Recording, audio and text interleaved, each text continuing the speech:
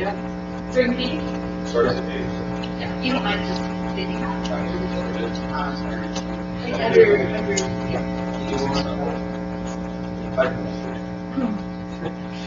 We're already streaming.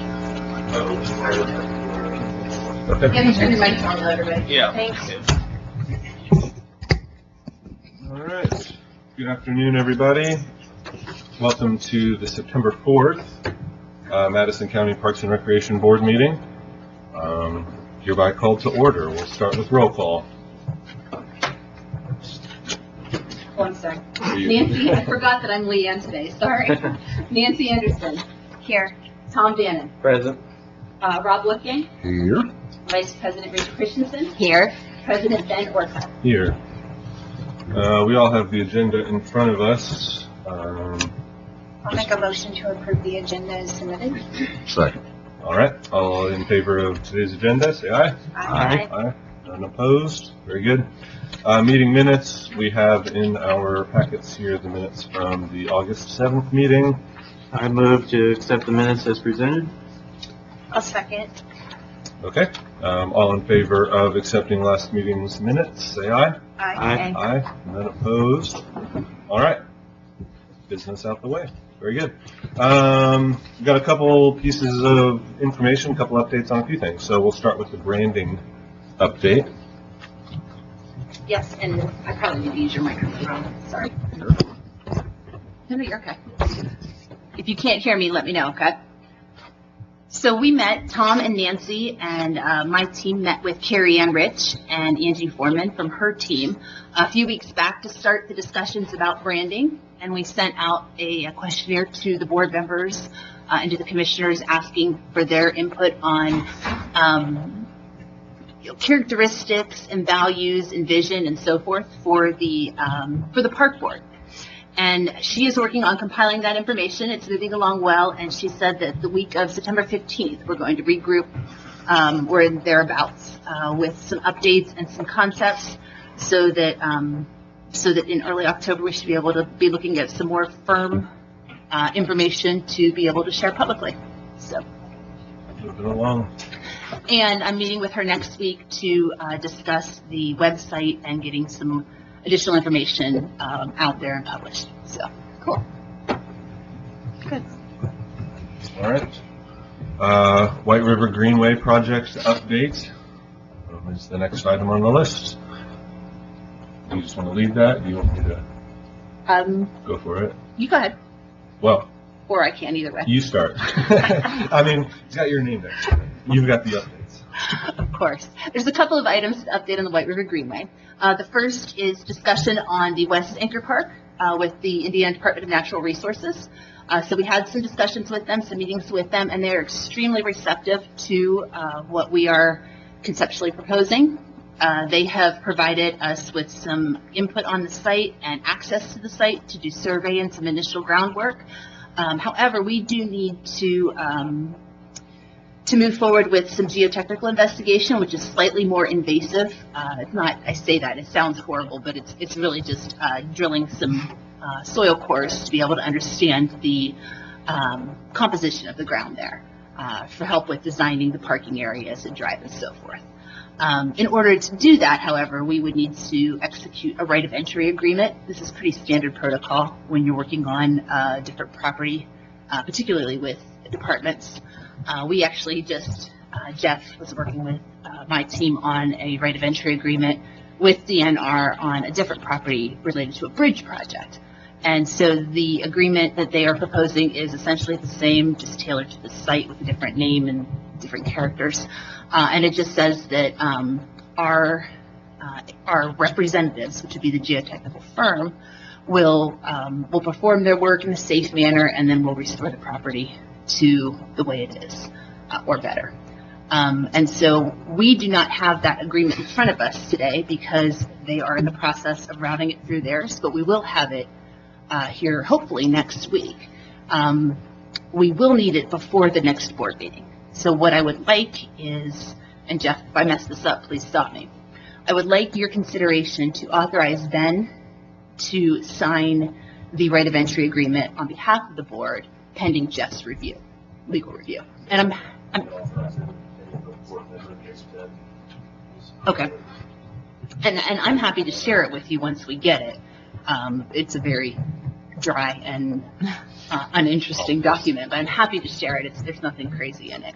But I'm afraid that if we wait till the October board meeting, we're not going to be able to proceed on a timely manner. So do we just need a motion? To approve To approve Ben it? or any board member. Let's do any board Oh, as any member. board member, Yeah. Yeah. To So, sign the right of entry agreement with the Indiana Department of Natural Resources upon legal review. okay, so I'll make a motion that we will authorize a board member to sign the right of entry agreement with IDNR after legal review, our legal review. I'll second that. Okay. Motion and a second on that. All in favor of allowing one of us to sign the document next week once it's presented to us? All in favor, say aye. Aye. Any opposed? No? All right, motion carries. Easy enough. Thank you. And then the next item I have is related to the Eastern Anchor Park. I heard from the developer earlier today, and they have made contact with the property owner that they have been in discussions with, and the property owner has stated that they're willing to share publicly where the location of the proposed park is. And so I have it pulled up here on Google Earth, assuming the TV will work. It is this property here, just northwest corner of 8th Street, where Layton Rd tees into it. It's owned by Peggy and Michael Jackson, and they have stated they're very excited about this project and excited to collaborate with the county. And they shared more, but I think it'd be better from them in person, so we'll probably ask them to come to the next meeting to have that discussion. So just an update there. Does the board have any questions for me on that? So they're just in talks with the Jacksons right now? I don't know the specific location, specific point of the discussion, but it's secured enough but both parties felt comfortable sharing it publicly. So, Cool. and they have had surveyors out on site and are beginning the initial investigations out there as well. So, How many acres is it? I believe it's around 50 acres, and they have asked to parcel off a portion for them. I don't know the details of what that shape is or the location, but Very good. It'll be like, it's a big space. it is, And yes. it'll let us maybe think a little bit bigger than what we've talked about, just in terms of just the river entry and things like that, but it seems like a really good starting point for us. So, yeah, we'll work through those details as we get closer. Obviously, everything else is sort of moving along, but any other specific updates regarding this No, segment? just proceeding through. Okay. Yep. Cool. Any other questions for me on that one? No. I realized that sitting like almost in No, that hour. you're I did, so. You ready for the next one then? Yeah, I think so. Okay. Yeah. The next item we have then is the Thriving Communities Capacity Building Program. And Rachel and I have been working on this with the South Madison communities and South Madison Community Foundation collaborating, and wanted to give you a brief update on that. Feel free to jump in. I'm just going to run through a few quick slides. So if you recall, the Thriving Communities program is something that we applied for probably almost 2.5, 3 years ago now, and we were selected. This is kind of an overview of the program. It recognizes that not all communities are equipped to collaborate with each other and to implement large-scale projects together in a cohesive manner. And so the purpose of this program is to help us work with our neighbors and our partner communities to develop those skills in a way that is then repeatable on future projects and shareable with other communities. So this focuses on the South Madison area, but we can then use these skills and these capacities to expand throughout our communities. It's a program through the federal government, through the Federal Highway Administration, part of the Build America Bureau program. started under the Biden administration, but it has been continued through the Trump administration, through the duration of the program, at least is our understanding at this point. The goal is to help, again, build technical capacity in communities. Just a couple of key terms. We keep saying capacity building. What does that mean? It means, the ability and the skills to be able to advance projects and advance initiatives. And then technical assistance is working with organizations who do this on a regular basis on scales that are much larger than ours, so that we're not recreating the wheel. They'll give us repeatable and scalable mechanisms and processes that we can use to tailor towards our community, but we're not starting from scratch. And when we say community, it's Madison County. Yes, So for this one, we are focusing on South Madison because we have a potential project that we could move forward, and that's related to that project. But like Jess was saying, those skills, if there's something in the northern part of the county or the middle part of the county that would, we could use for things that we're learning with this process in those areas too. So the Thriving Communities program, just kind of to give you a little bit of perspective, overall there's a national capacity building side and then regional capacity building. And then within the national capacity, there's 3 cohorts: Main Streets, Complete Neighborhoods, and Networked Communities. Our role falls within the Complete Neighborhoods cohort under the National Capacity Builder. And that seems a little odd. It seemed odd to me at first, but the idea is that when you think of a complete neighborhood, it's not just the houses and the roads that are in place and the utilities that are in place, but it's also how is that community connected to the other communities around. And so it's being able to form those bonds and those connections that supersede just the infrastructure side of what we do.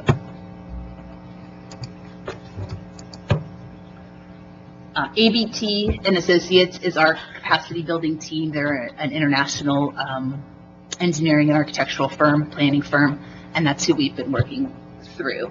And then these are the communities that are also a part of our cohort. So we are one of 20 communities across the country who were selected to participate in this.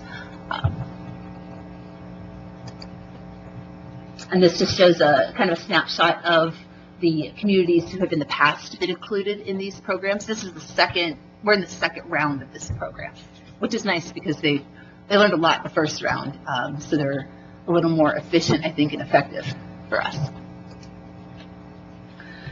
So we are in the late year 1, early year 2 phase right now, and what that entails is that the first 2 years of the program is really helping or really establishing what capacities we need to strengthen, and what skills and technical expertise and so forth we are looking for, what we're looking to get out of the program. And then helping to provide us with some reusable and repeatable tools and processes that we can then apply throughout. And then in year 3 and moving forward is kind of that transition. So it's not just that here's some stuff and then they walk away. They still are going to work side by side with us as we move forward in some of these initiatives and help to provide additional support and mentoring. And we talked a little bit about this. This is the focus on the South Madison communities, and a big part of that is because of the partnership that we had established with the South Madison Community Foundation. The foundation and then Falls Park were the other co-applicants on the program for us, but we're also including representatives from each of the communities in South Madison, so Pell, Pendleton, Ingalls, and Marklettville, and we're including other key stakeholder groups such as the Chamber of Commerce, both the county chamber and the local chamber in Pendleton, and then economic development groups in those areas, and key stakeholder groups, private industries, and so forth. So as we were working through this, part of it was to develop what is the community-specific plan that we need.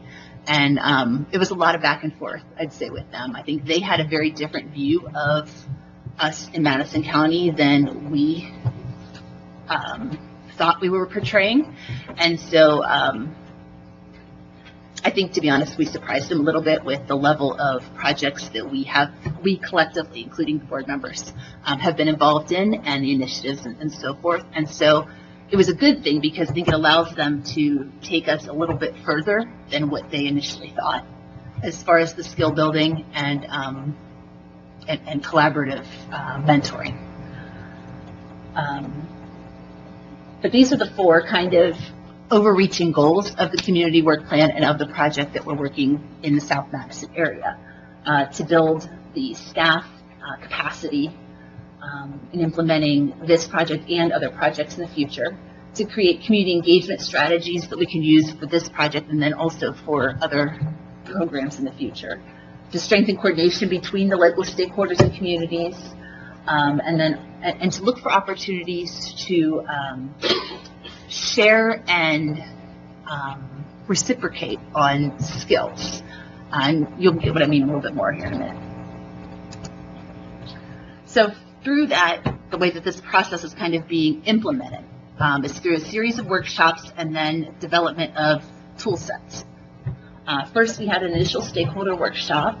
We had a number of community groups and individuals who were invited to participate in this. And really from that, it was an opportunity to discuss what an overall vision for the South Madison, for connectivity across the South Madison communities. What would that look like? How would that be, how could that be viewed? And then also what's important to the individual stakeholders. And what I mean by that is, we have 4 communities, not counting the county, and a number of a park system and a number of other stakeholders who have a vested interest in connectivity across South Madison. And but each group has a different idea of what that could look like. Some of those ideas overlap and are complementary. Some are very different. And so understanding that we can work together through those differences and focus on kind of the similarities, but allowing individuality in the different communities, I think is a big part of the challenge that we have in this initiative. And that kind of goes back to the complete neighborhoods side of it. Each of the South Madison communities, as you well know, has a very different identity. And I don't think they're shy about that. I think they're rather proud of that. And so how do we work together in a way that is complementary to each other, without being detrimental, without a competition that becomes detrimental, if that makes sense. So we had that initial stakeholder workshop, had some great feedback, and allowed the capacity building team to help better craft what specific support they are recommending for us, or they're going to be providing us. We have an upcoming workshop coming at the end of this month that we're working on the initial planning of, and what it's going to focus on is, where are we now? Each community is at a different place in some of their planning efforts.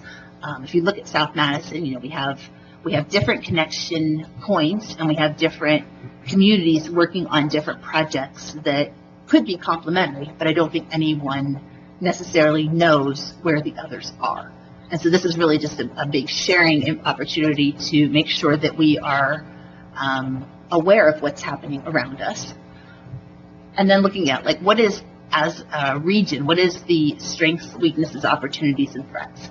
How can we complement each other, work together, and what threatens that collaborative opportunity?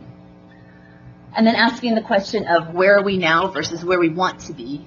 And then once we kind of have a unified view of where we want to be, how do we get there? I think what we find in Madison County is that many of our groups and communities have what I think of as hidden talents. Nancy, for example, your hidden talent to me is your knowledge of trees and your passion for trees. But you have such a background and such a depth of knowledge in that I'm going to throw you under the bus. Rachel probably didn't know when she started working with you on this board. But by knowing that now, she can use you as a resource when she has questions specific to that. And I think that is just one very small example that's representative of our entire community. I think we have a lot of very talented and resourceful people in our community, but we don't always know who to go to we don't always know who they are. And so I think this is a great opportunity for us to kind of build that, what is it, library of skills, I think they called it, which sounds super cheesy to me, but it makes sense. So, and then that leads into the capacity sharing. You know, if we know that there's an individual in Pendleton who has an area of expertise in a particular project that we would like to pursue, maybe we can pick their brain and rely on their expertise as opposed to having to go to somebody outside of Madison County. So that, I believe, is the overview that I have. Did I miss anything? I have one thing to add. Yeah. So last year, Madison County, we applied for the Stellar Communities Program, and we did not get it. And some of the feedback from the state was just that they didn't see us as a county having a lot of wins, you know, as collaborators, as partners. And so I think this program is important, that this is one way we can maybe show state agencies that we are working together as a group, and this is how, you know, we as Madison County are trying to tackle some of those things that they viewed as maybe some deficits or things for us to work on.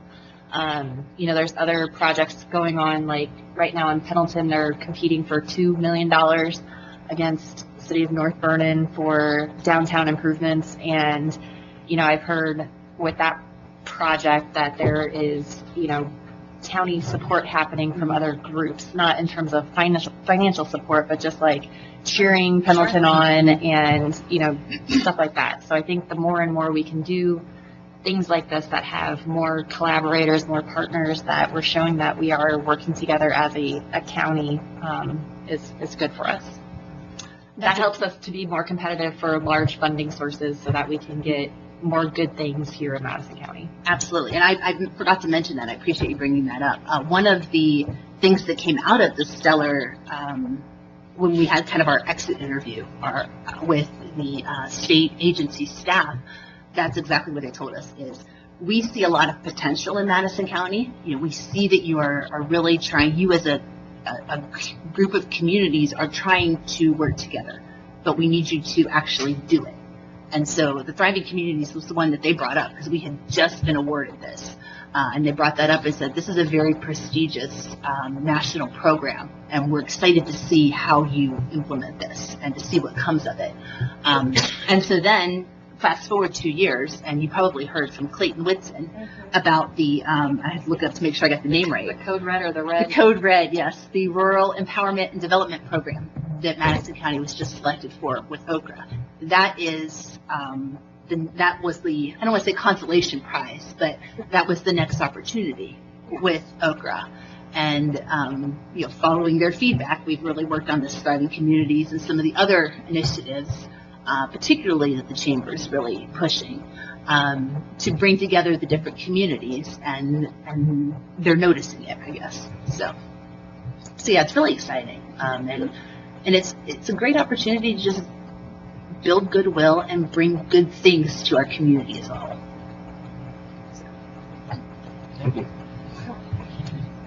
Any other questions or thoughts on that? Yeah, I'm good. Yeah. It's good. Great. Questions, comments?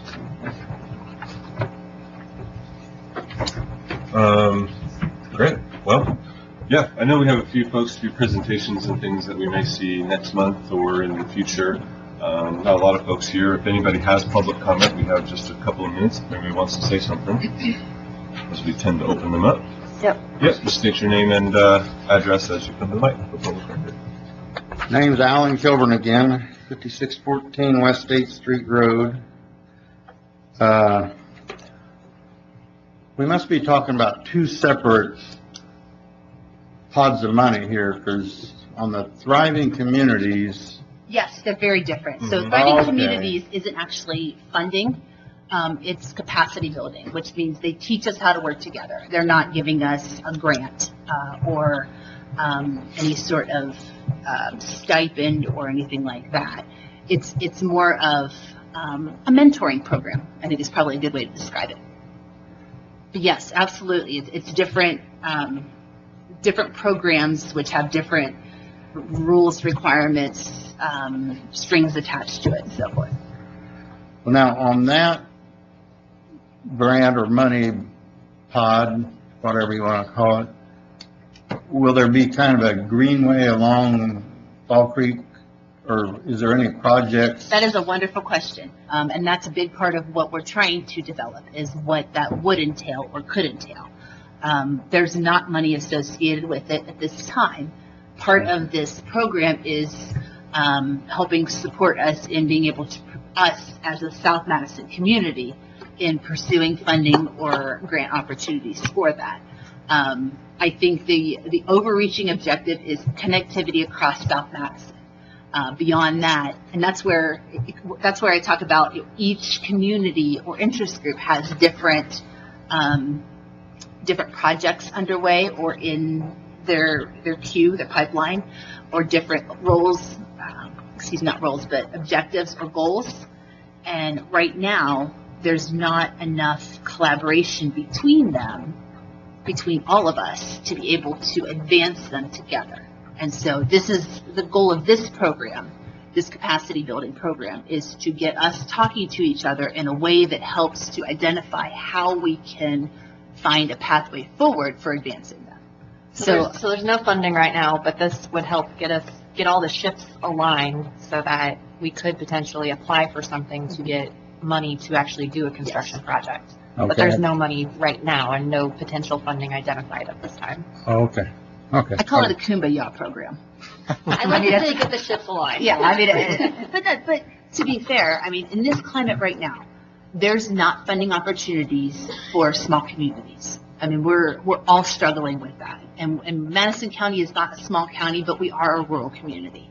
And if you're not, in order to pursue federal funding on any type of infrastructure project, you have to look much bigger than what we are able to do ourselves. And so by collaborating with our communities, with our neighbors, it's still us. It's still Madison County. Whether it's in the incorporated or the unincorporated, we're still part of Madison County.